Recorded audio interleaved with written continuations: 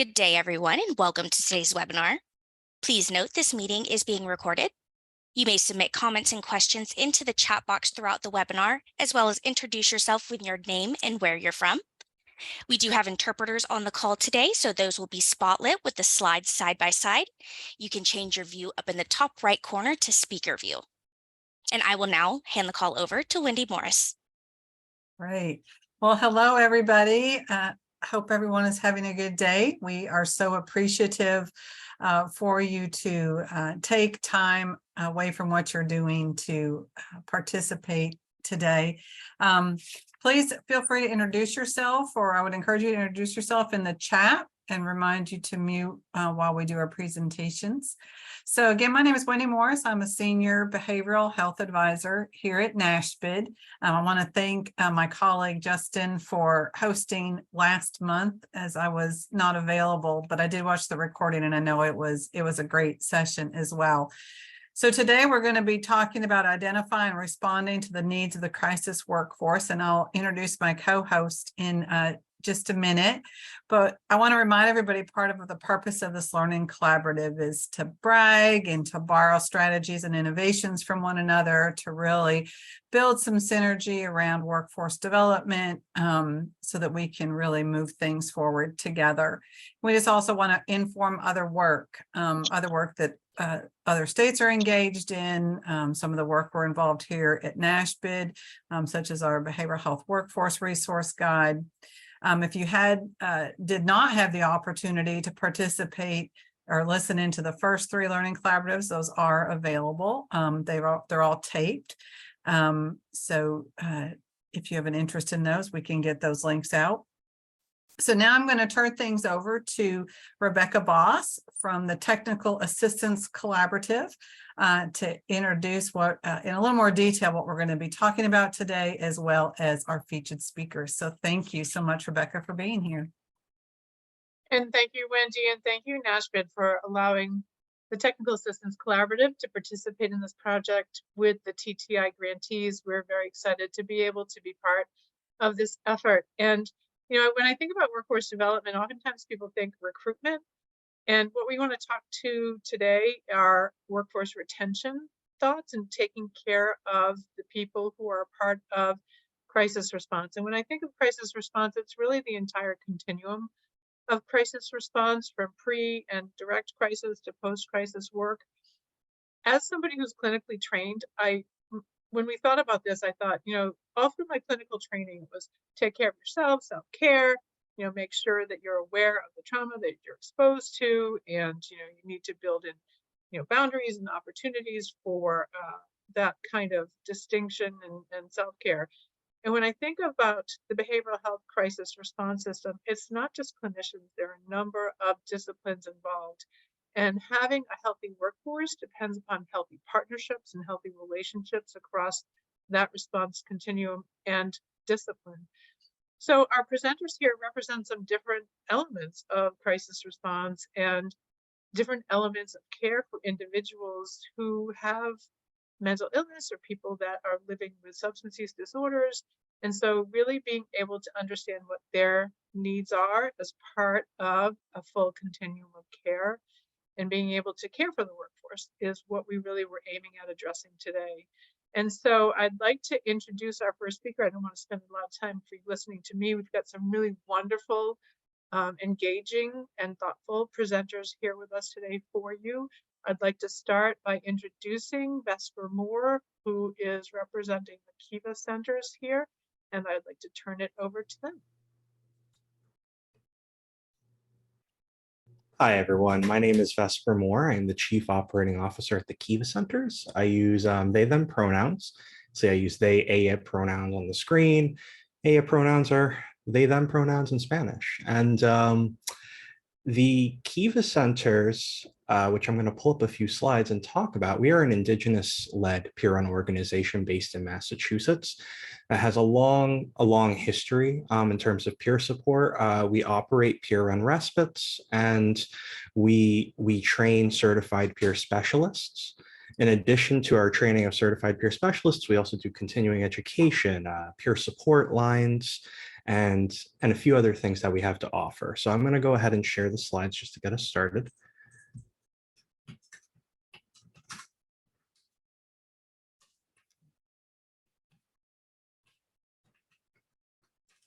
Geez, just 1 second.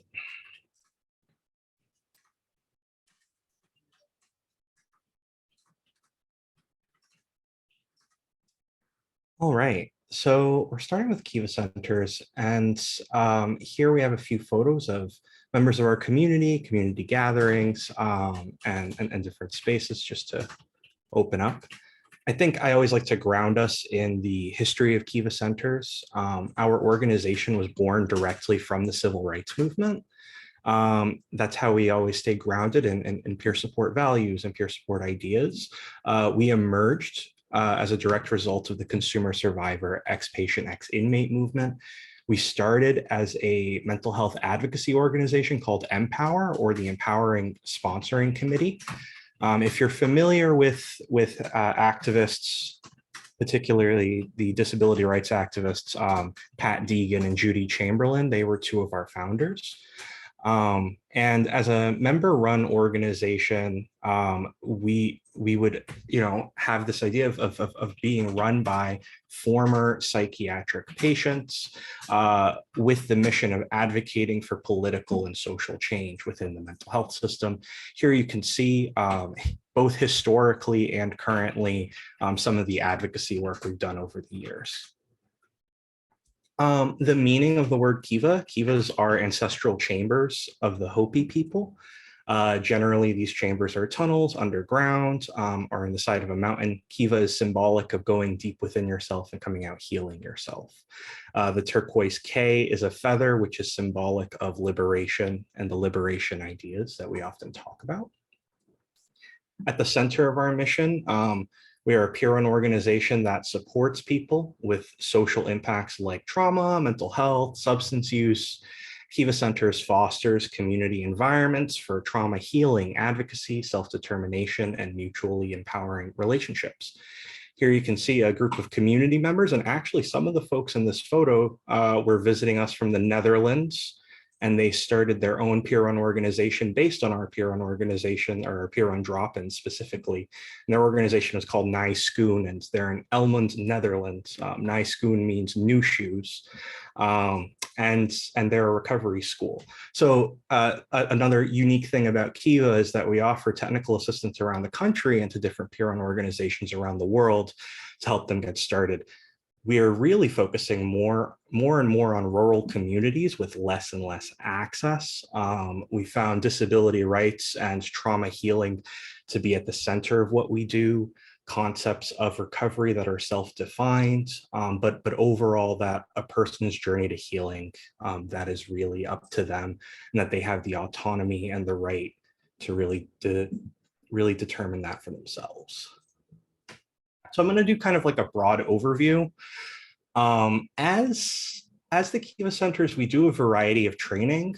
One training that we do is trauma-informed peer support, kind of a curriculum on how people can learn about ideas of being responsive to trauma.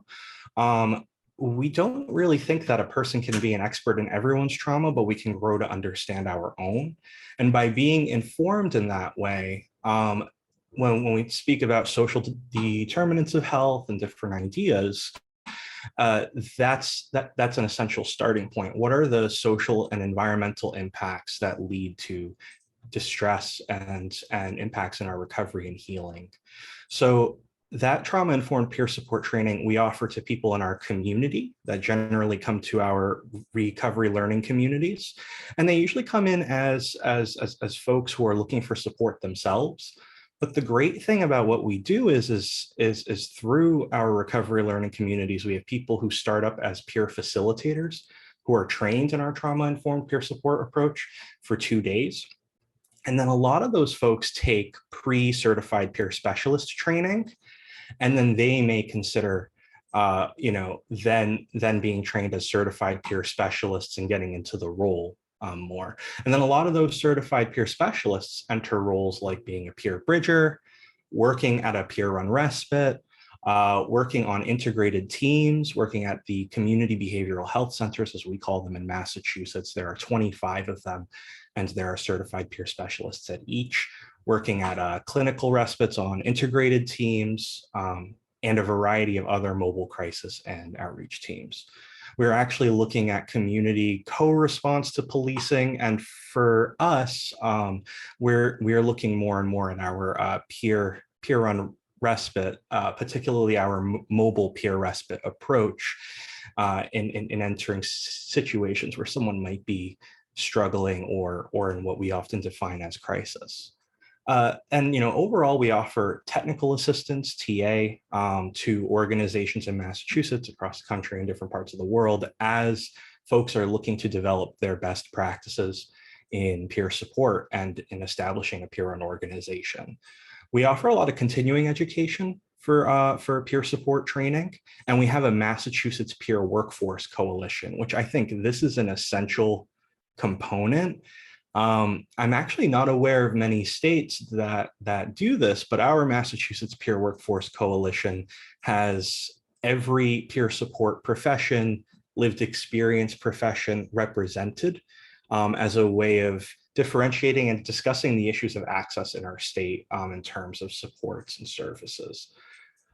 I think an essential part of that, particularly when we're talking about our Massachusetts Peer Workforce Coalition, is that when we talk about the value and the differences of different workforces, and we talk about the similarities and some of the challenges, something that we're seeing a lot in Massachusetts is that things such as like the minimum wage for peer supporters and lived experience professionals needs to be increased. So there's been a lot of group advocacy and work around that, but then also talking about some of the struggles in the role, sometimes being the only peer supporter in an agency, or working on a team of peer supporters, but with an intense amount of expectations that can sometimes exist outside of our roles, core values, or code of ethics. So navigating those things, I find as a community, through our coalition, has been crucial. Along with that, I would say kind of at stages before people get introduced to our peer-run supports in the community, we have something called peer bridging. And I think I had mentioned it earlier that peer bridgers work in a variety of settings. Particularly, peer bridgers often work in mental health acute units and state hospitals on behalf of a peer-run organization coming in. Now, some state hospitals and mental health acute units might hire a peer bridger within to kind of support folks, but I think a big important part of this approach is having a peer bridger who is based in a community peer-run organization like ours. And kind of working together to kind of introduce people to peer support in the community for when they come out of the hospital or they're coming out of crisis and crisis spaces. I think I'm going to mention just a little bit about our peer-run respites. And I'm going to just start up with a fact.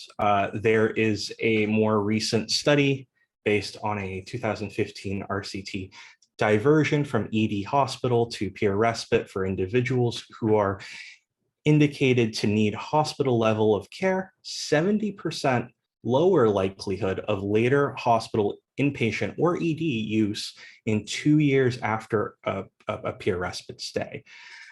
Average of 84 fewer hospital hours for respite guests who stayed at least 9 days. So I think this is an important piece of like the sustainable work that peer-run respites do.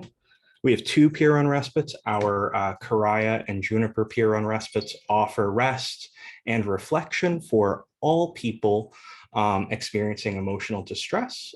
We support people through what is called crisis to find healing. I would say our Juniper peer respite is based in Bellingham, which is a rural area of Massachusetts that didn't really have any mental health services. And our respite, Karaya, is based in Worcester, Massachusetts. Here you can see something from the Safety, Justice, and Equity Challenge, describing the process and the value of our Karaya peer-run respite. Sometimes people talking about experiences regarding medication or what's going on in their life, and how that relatability really leads to better outcomes. And then we have some photos of our peer-run respites. These are some of the rooms at Karaya. It's the yard outside, some of our spaces. Not for nothing, a 2018 study had demonstrated using peer-run respites saved on average $22,000 per person, with caveats, of course. But at our peer-run respite, it usually costs $175 to $375 a night. It varies depending on where the peer-run respite is in Massachusetts, because cost of living varies depending on area. But it differs based on 2,000 a night, and instead it being more like 175 to 375 in an evening. So those pieces were important.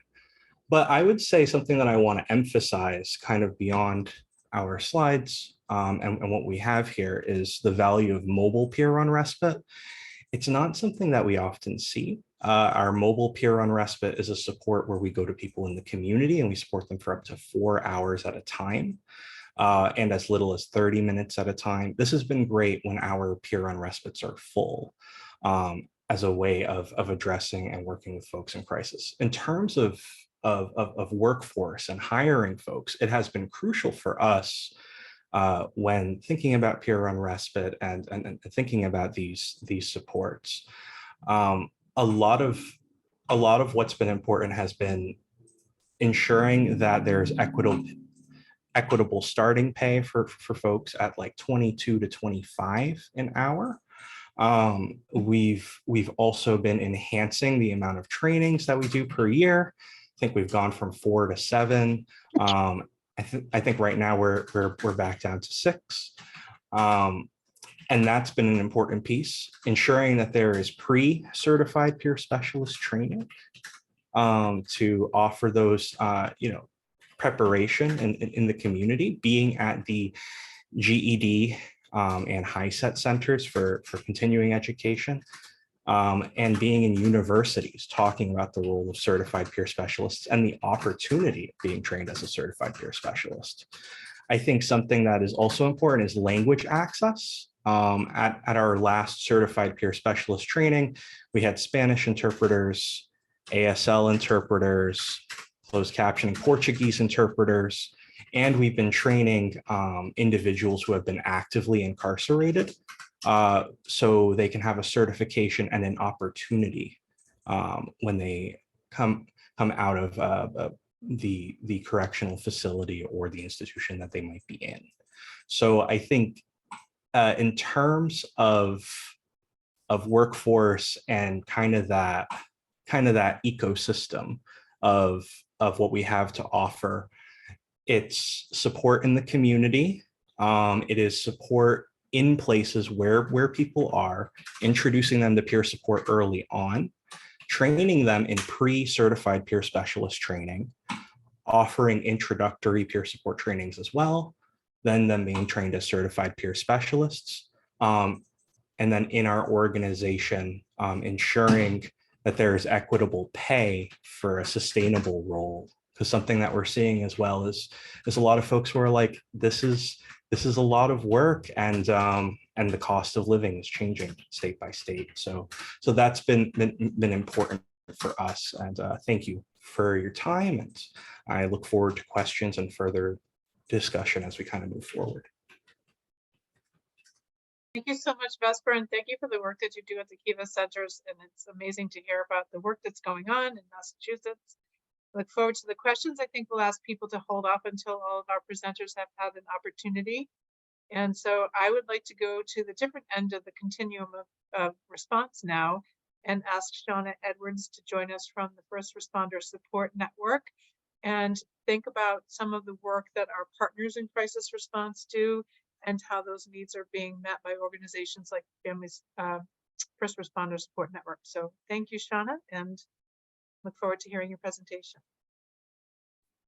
Thank you. Thank you, everyone, for having me and our organization. I am the clinical director for First Responder Support Network, and we are a private nonprofit home-based out of California. However, we serve all across the nation and have served responders across actually the world. And so a couple things to know about our program was we were founded in 1999 and started providing treatment for first responders. And by first responder for our organization, we're really referring to EMS staff, fire service staff, law enforcement, dispatch, sometimes local corrections departments. It may also include Border Patrol, National Parks. So it truly is the individuals that get called out when there are disastrous things happening.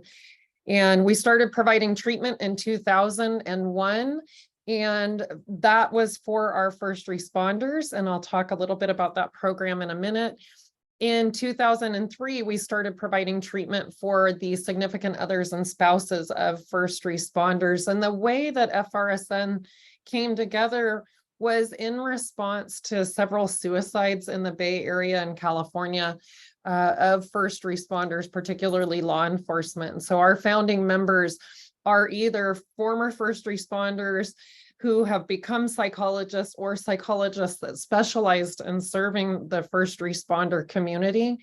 And each year, our programming is supported by volunteers. And so our volunteers contribute about 75,000 hours a year to support the work and the treatment that's provided for both first responders and their spouses and significant others. We have our primary location in California. It's a little bit north of San Francisco, about 2 hours north of San Francisco. And then we have satellite locations in Oregon, the state of Washington, California, or Kansas, and Indiana. And under the First Responder Support Network umbrella, we actually have 4 programs. So we provide basic and advanced peer support training for the responder community. We have a clinical training program where we support clinicians and interns in becoming culturally competent in serving first responders and their spouses and significant others, as well as we have 2 what we call retreats, which are 6-day residential treatment programs. Our retreat for our responders is called West Coast Post-Trauma Retreat, or WCPR. You'll hear me refer to that in a bit. And our significant others and spouses retreat, we call SOS. And the reason that we have these retreats is what we know based on research, based on response from our responders and their significant others and spouses, is in any given day, our responders are responding during a shift to multiple critical events. It might be a child fatality, it might be a structure fire. Our dispatchers are fielding calls all day long, sending out fire service, EMS, and law enforcement. And over the span of a lifetime or a career, on average, our first responders are experiencing about 188 critical events. And civilians typically have 1 to 2 critical significant events in their lifetime or in their career. After a while, the trauma definitely gets on the individuals. And so some of the things that we will see symptom-wise in our responder community are panic attacks, the typical traditional symptom array for people that have post-traumatic stress. We refer to it as post-traumatic stress injury versus post-traumatic stress disorder. Our responder and SOS community, their brains can really wrap around the notion that they have an injury based on their experiences and events from work that are causing the symptom array. We frequently see things like depression, anger, compassion, fatigue. The brain moves into this place for the responder community and their spouse community that the world is unsafe as a sort of a global perspective. At the retreat, we are working to help them understand these symptom arrays, understand the impact on their functioning and their relationships, their efficacy at work, their self-actualization when they're in their off time. And what we know is this is a relatively young field in terms of tracking data. And one of the most significant things in this information around how these symptoms impact individuals is data regarding suicide. And I can tell you, I've been in this field for about 20 years. It's only in the last few years that people are concretely talking about suicide as a cause of death, as it relates to individuals that are first responders to their career. In some states, it's now considered associated as a line of duty death. And so you have some statistics, and I just want to highlight these data points are underrepresented because we are just now talking about suicide as a phenomenon that our first responders are experiencing and facing.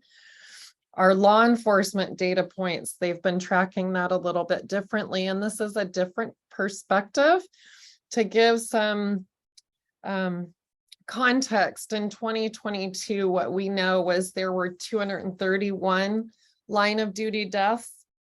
And of those deaths, 78 were what we call felonious deaths. So the responder died in the course of their duty, doing their work, by somebody else shooting or killing them, running them over, some sort of felony act, a criminal act that caused the death of that responder. And by comparison, in 2022, we had 178 law enforcement personnel that died by suicide. And that's, I will just highlight, that's manner of death that's been determined as suicide. And there's all sorts of reasons why their death may be miscategorized or categorized in some other manner, such as accidental death. What we know is for our responders, for many departments, if the death is categorized by as suicide, then the family is no longer eligible for the benefits. And so suicide has been an ongoing issue, which really ties back to a symptom of post-traumatic stress, which ties back to their experiences and their events at work, going out to some hellacious calls. So what are we doing about this? First Responder Support Network, our founding members came together, and again, after a series of suicides in our Bay Area community in California, this was way before peer support was even a concept within the departments. They came together and they started talking about that concept of peer support. We do have the West Coast Post-Trauma Retreat and our Significant Others and Spouses Retreat. And part of the magic of those retreats is that it is peer staffed. So at our retreats, it's a 6-day retreat where everybody comes together, they stay together and live together at the facility, and it is staffed by peers. So other first responders, retired or active duty first responders, or for our spouse retreat, other spouses. It is staffed by a minimum of 2 clinicians that stay on site for the entire week. And then we have a chaplain that is also on site. And our chaplain really facilitates this process of reconnection, connection to self, connection to others, because what we know is that trauma will drive disconnection and isolation. In our retreats, we serve, as I said, EMS personnel, law enforcement, fire service, dispatch. We may be serving our state parks teams, corrections teams, and we're utilizing a series of different modalities. Our retreats are facilitated by a lead peer, and they're working through all of the logistical operations, making sure everything is running smoothly. We're providing individual therapy for the participants. We're providing psychoeducation, group therapy. We use a lot of EMDR and brain spotting treatment models. And we walk the participants through a critical incident debriefing process where they're able to identify a call or experience an event that really is sort of stuck to them. It's causing them to wake up at night. It's causing them dysregulation. And we use this debriefing model in kind of a prolonged exposure treatment lens to help the person move through that experience and develop a new association with that experience. Really, when we talk to the participants at our retreats, the magic is that peer support, people with lived experience that have walked through similar journeys, similar experiences. They can hear the feedback from the peers very, very differently. At the end of the retreat, each of the participants will be matched up with a peer, and they work together on what we call a 90-day plan. And so that participant has a peer mentor for at least the first 90 days after the retreats. Some people often ask about our demographics. For our retreats, it's about 80% individuals that identify as male, 20% identify as female, and our breakout is 60% identify as law enforcement in some form or fashion, 25% fire, 5% EMS, 5% dispatch, and they have 5% that is other. That's our corrections team, our national parks. Sometimes we also serve flight medics. Our program is really designed with the intent of people getting back to life. There are some programs out in the world that are really to rehabilitate people to get back to work. Our program lens is back to life. So we're really working on whole body wellness. We're looking at what's going on physiologically for the person, psychologically for the person, and if it's a match for the person spiritually. And as I said earlier, we have 4 programs. We have our basic and advanced peer support trainings that we go out and provide in the departments or in different regions, our clinical training program. We often do presentations and or provide consulting as it relates to our 2 retreat style programs. Since 2001, we've offered 297 retreats for our responder community, which is almost a little bit under 2,000 first responders we've served. And we've had 44 significant others and spouse retreats. And for that, that's allowed us to serve 269 spouses or significant others. And with our responder retreat and our spouse retreat, you can be a current or a former responder. And with our spouse retreat, you can be a current or former spouse or partner with a responder. Here are some resources that oftentimes are helpful for anybody that's interested, either as a peer, as a family member, as a responder themselves, or as a clinician serving the responder spouse community. All of these books are written by some of our founding members, Dr. Ellen Kirschman, Dr. Mark Kamina, and Dr. Joel Fay. So I just lift those up as resources. And the end goal for our retreats, first and foremost, is to help reduce the stigma around first responders and spouses accessing mental health support and services. It's a very taboo environment for a cop to say, you know, I'm just not doing well. They have very much in the responder community and the spouse community, a suck it up buttercup kind of mentality. And that's for the absolute magic of our peer community, is to be able to say, hey, this is what happened. Was my walk. Here's how it impacted me. And here's what I'm doing now for my health and wellness. Also the goal with that is to help reduce the suicide statistics and decrease the number of completed suicides. We work with different departments and different communities to enhance their resilience training. So to front load, absolutely, we provide after the fact treatment, and many of our clinicians that are connected with First Responder Support Network go out into different departments to provide resilience training to address different topics, help them build relationships with the clinical community and our peer team so that they can grab access to supportive information before the events start impacting them.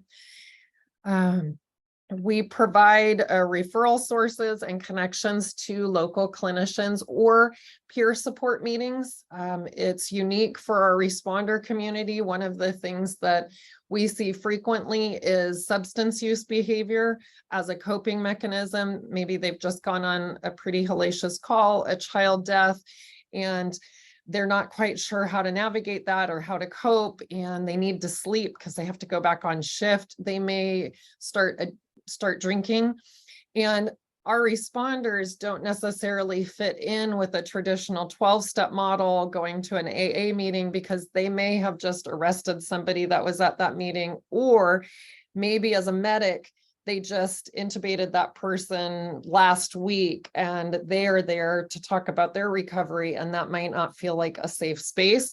So we have peer-run, peer-led 12-step meetings that are supportive of their recovery, both mental health and substance. As I said, we have sites all over the US. We try to strategically place the sites to increase access. And if you have any information, questions that you would like, please don't hesitate to reach out to either myself. My email is connected to my name in Zoom, or you can contact us at our website. So thank you so much for the opportunity to share. Thank you so much, Shaunna. That was an excellent presentation, and I'm excited that we're going to wrap this up, focusing again on peer support and addressing the needs of the peer workforce with maybe a little different perspective. I would like to introduce Zay Okoronta, and I apologize if I mispronounced your name, and I look forward to your sharing today. So thank you very much. Yeah, no worries. You did get it right. Thank you. So yeah, thanks for having me. My name is Zay Okoronta. I use they, them pronouns, and I'm located in Madison, Wisconsin. Before I get into the slideshow, just a little bit about me. Currently, I'm a peer services director at an organization called SOAR. I oversee a peer-run respite, a peer-run warm line, and a community-based program that's billable through Medicaid services. And we have a grassroots peer support lens. Our respite is actually backed by state legislation. So some of the practices we have in place, I would say, are more reflective of some traditional grassroots peer support values. And I'll kind of get into some of our perspectives as we talk about why we do things the way we do them at Solstice House.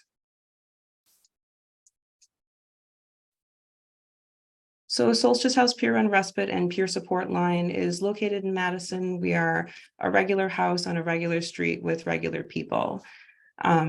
In my work outside of this job, I am a peer support trainer, formerly a peer support trainer. I decided to no longer be one, but I also do training, facilitation, and consultation specifically on crisis alternatives. And we are using a harm reduction focus at Solstice House, embracing people that have varieties of experiences, especially substance use. So Solstice House, essentially, we're open 24 hours a day, 365 days a year, 7 days a week. A person has to be self-referred, and we can take up to 4 guests maximum, and they can stay up to 5 nights at that current stay. We don't limit stays for Solstice House, and in our perspective for peer run respite and crisis work, we look at ourselves as something that is in but not of the system, so to speak. So Solstice House is unique in a way that we are deliberately separating ourselves from systemic involvement.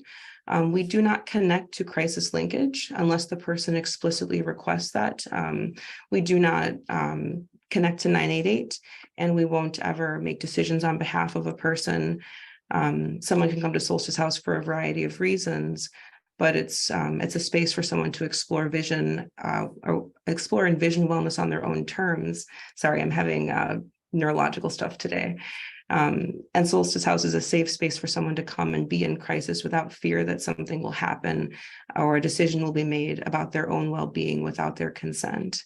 So I think in peer support and peer crisis work, there's a lot of conversation right now about respites, about peer support lines, and there's a lot of discussion about how they can save behavioral health systems a lot of money, and that's true. And they can support integrated services and being more humane toward individuals who are going through distress.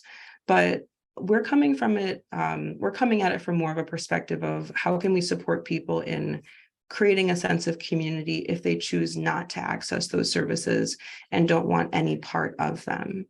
So when I look at this from a lens of workforce retention, I was really excited actually for this conversation with Rebecca and Adam about, what would be helpful for the group.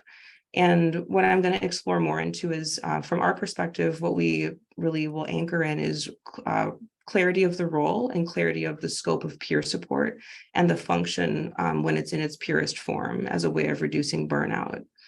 I will also say, so Solstice House is about 75% people of color. We have a 50% queer as well. I am one of them.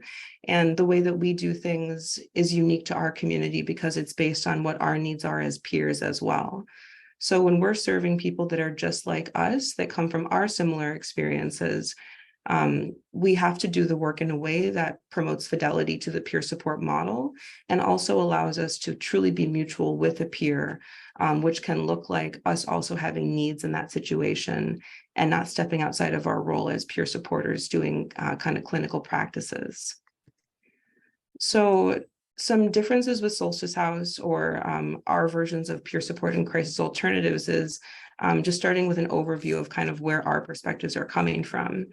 So the peer perspective, when we're looking at things, our focus in peer support is supporting, connecting, establishing trust, and then potentially discovering opportunities for advocacy if the person is requesting that. In a crisis context, we're determining a progress it's self-determined. So whether that person thinks they're doing okay or if the respite stay is meaningful, that's up to them. And the success is also measured by our connection and relationship to that person. In a peer context, when we look at crisis, the wellness is also defined by that person. So crisis means something different in peer support for us in a grassroots sense, that person's sense of meaning, fulfillment, and belonging, and the choices they make about those things are based on what they want for themselves, not what I want for them, not what the system perceives as helpful for them, but what that person says they need in that moment, independent of how that affects me, even if I am in their community. The clinical context, which is really a different side, is looking at, helping and assisting someone reaching goals, solving problems, and eliciting change. So at Solstice House, we don't try to do any of those things. In fact, our saying is, if you need to do something, then slow down and stop. Because as a peer with my own lived experience, I also need to take care of myself in those interactions. And if I think I have to do something for someone or, step into more of a provider role where I'm trying to de-escalate someone or calm them down or change the outcome of the crisis, I've really stopped doing peer support and I'm actually stepping into more of a clinical role. I'm offering case management. I'm trying to change a behavior. I'm trying to secure someone's safety. And those things, in my professional opinion and lived experience, are not in the role of peer support. The clinical side is going to determine progress by the provider's lens and compliance. Are things going okay? Did the person not take their own life? Did the person not harm themselves? Did nothing bad happen? In peer support, our focus for our program's purposes aren't in those places. When we're not looking at wellness and recovery through a traditional lens, we don't think a person in crisis is in any less of a crisis if they choose to not use drugs anymore, or if they do choose to take medications. The outcome of the crisis is really determined by that person. We're here to experience alongside them and support them in pursuing what they find helpful.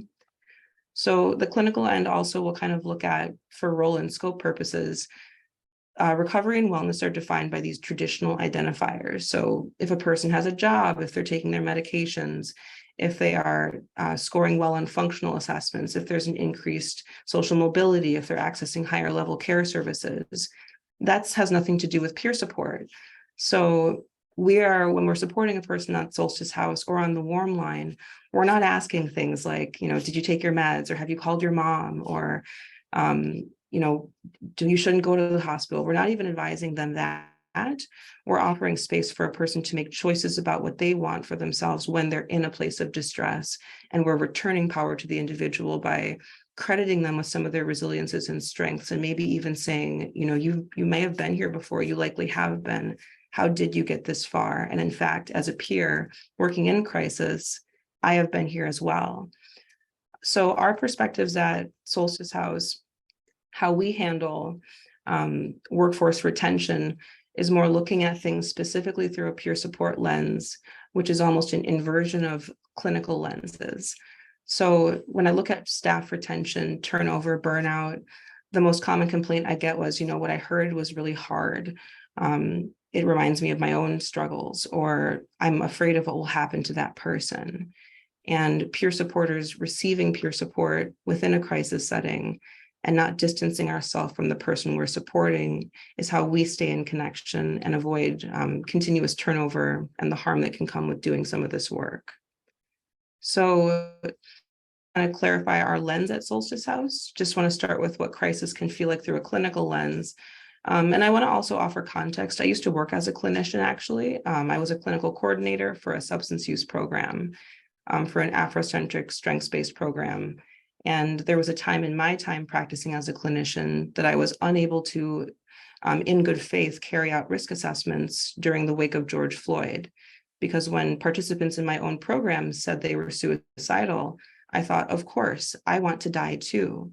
So we know that in a clinical lens, risk assessments are not designed to respond to critical aspects of a person's culture or worldview.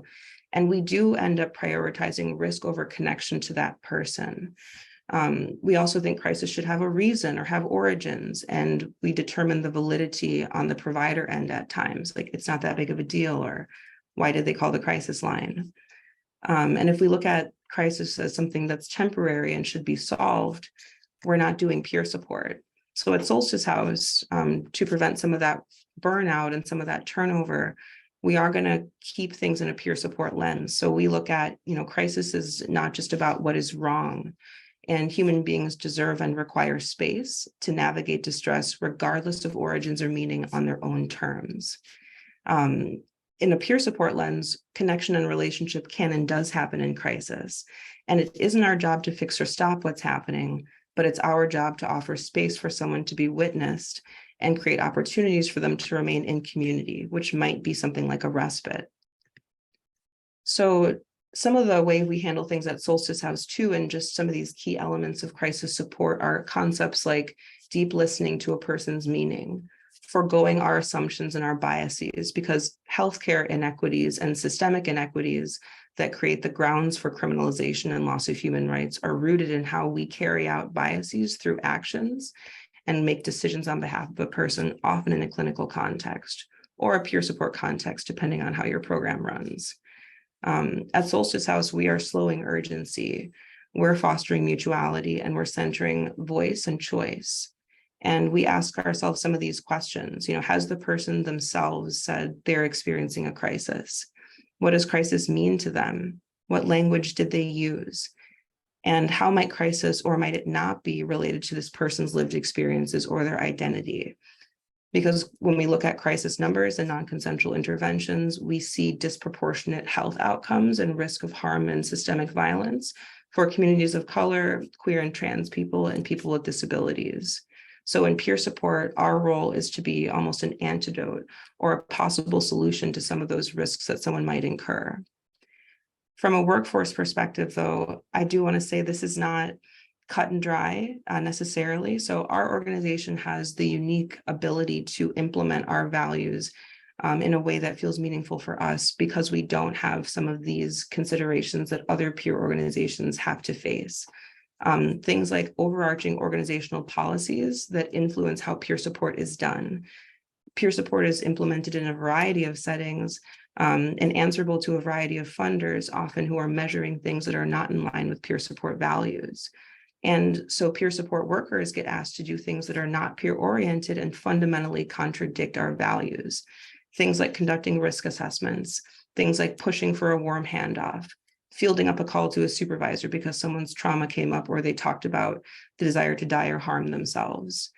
And there's also certification and role requirements that vary state to state that can create barriers that limit capacity for peer crisis supporters to give effective and truly peer-oriented services.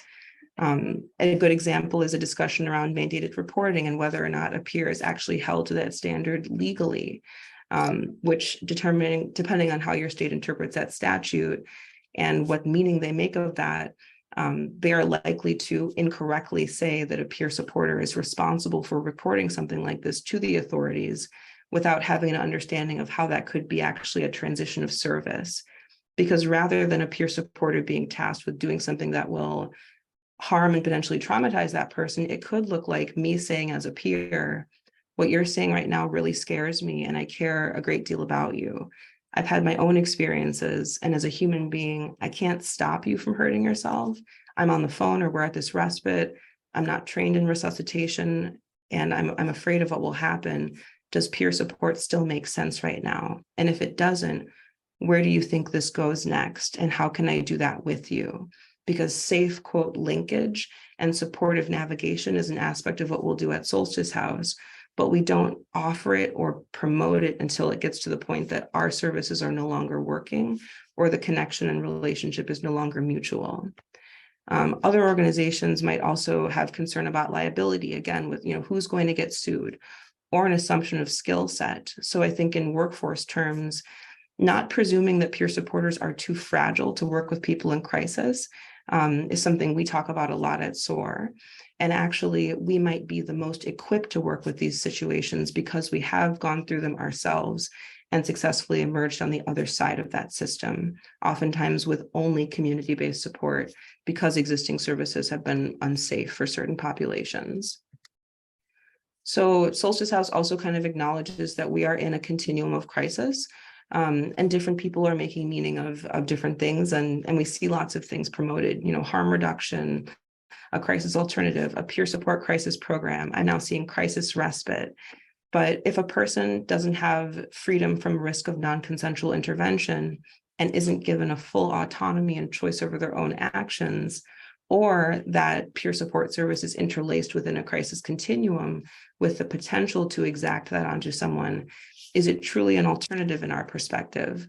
So we ask ourselves, are we truly having fidelity to the peer support model, staying in our scope and allowing people of a separate profession to do what they do? And what we do isn't better, it's simply different. It's just an alternative. It's only that. It's a choice that's available. So there are iterations of things you'll see called peer support crisis, peer support alternatives, and they might look like mobile crisis response, mental health officers, peers who accompany people, peers who are in emergency room settings, peers who are part of the intervention, sobering detox centers. And when those things are connected still to traditional crisis response and are not deliberately placed outside and external of those systems, many people will choose to navigate distress independently. And for many people like me, if you're a person of color, you're queer, trans, you have a disability, and you fear that happening, you may never access a crisis service, especially if it's peer support, because if I called a peer supporter and the same thing happened, the cops came to my house, or it was just a peer cop, I may never want to touch peer support again. So we exist because people need to know peer support does something different that's nothing like what's out there. So these are the program materials that we have available to the community. We speak directly to people on layperson's terms because these higher level discussions of why we exist, what we do, don't necessarily translate when people just need a safe place to go, where they need to feel unafraid. So we describe Solstice House, outwardly as a place people can be with others in community, coming as they are. And we're a home-like non-clinical place, but we offer presence, we don't offer action. So we can offer support during times that are difficult or disruptive, or people can come in times of joy as well, because we're not just a place for crisis, but we are an option if that's what someone chooses. We're not clinicians or therapists. So because of that, we're not going to do things clinician or therapists do. We're a community. So we're going to do things that feel like hope, solidarity, and resilience. Our peer support might look like baking with someone, art supplies, movement, meditation, yoga. We have a rock painting thing happening right now. And because it's free and people need to know that they're self-referred and voluntary, we also have a private address. So people can come and go as they please, and we are unrestricted. And the warm line is a similar kind of offering to the community. We listen and offer support, but we're not going to attempt to stop what's happening with a person. And we let them know that we're not connected to 911 or 988 or hotlines. And we remind them that we offer support, not action. So the person themselves can choose, does peer support make sense for me right now? And the peer support worker on the phone can know what I'm doing is peer support, and I will never feel pressured to do a risk assessment, to make a decision on behalf of someone, or to do something that potentially traumatizes me and that person, because I know my role and I know my scope. So those are just some of the basics for Solstice House Peer Run Respite. And I am happy to answer any questions or shed light on some of our practices and how it's possible for us. I appreciate the time to present today, and thanks for my kind of last minute haphazard. I got notice on this a little bit late, so I'm feeling a little unorganized, but I hope it was helpful. And I think that I contributed a lot to that last minute notice and lack of organization, but that was brilliant. And I have to tell you, I was so excited about this presentation because I had the opportunity to talk to Zay and to Shaunna in advance, but I learned so much from those conversations. And I learned so much from Vesper as well, that I just think there was a lot of information here and a lot of good work going on. And so we've got like 4 minutes left because those were excellent. And if folks have questions, please jump in and ask your questions. Yeah, so this is Wendy. And so, yeah, we just have a few minutes left, but those were fantastic. And I would encourage folks maybe to put your questions in the chat. I don't know that we're going to have time to get to too many today, but definitely unmute or put something in the chat if you have a pressing or urgent question.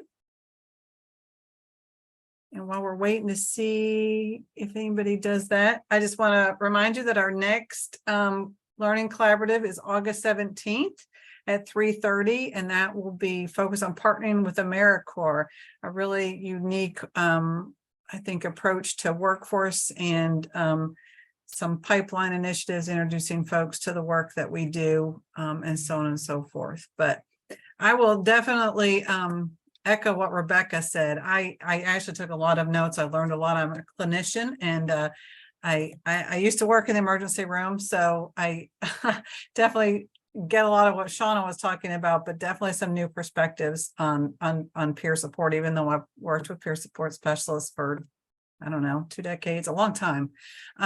So that was really interesting, and love the work that you all are doing. So unique. All right. Any questions? I know we don't have a lot of participants today because it's the height of vacation season, but we know that these collaboratives are getting lots of views. So I appreciate you allowing us to videotape this. And, we do sometimes get questions after people view the video as well. So always opportunity to circle back. There's one question in the chat from Justin. It Okay. says, do either of these peer programs work with people that are involved in the justice system? So that could be for Zay or Vesper or Shaunna. And I think, Vesper, did you speak to that? Yes. So we do work with, well, I would say within the justice system through our mobile peer respite and through peer bridging. Yeah, I mean, there's a lot there, but yes, we do. All right. How about at Solstice House? I guess. Oh, yeah. People are self-referred, so likely. Yeah, Yes. Our supervisor is a systems impacted person, and we do frequently take people who are being released from incarceration, whether that's psychiatric or traditional carceral settings. We also are offering supportive letter writing for people who are at the respite who may have someone inside, so peers writing letters side by side. And then we're going to be starting an open hour on our phone where someone can call from the jail and get a live answer on the peer support line, so that if they need that support while in crisis, while incarcerated. Great. All right. Well, again, thank you, TAC, Rebecca, and your colleagues for putting together this great panel. And thank you to all of you who gave some fabulous presentations today. Everybody have a great afternoon, and we hope to see you all again soon. Thank you. That does conclude today's meeting. Thank you for attending. You may disconnect at any time.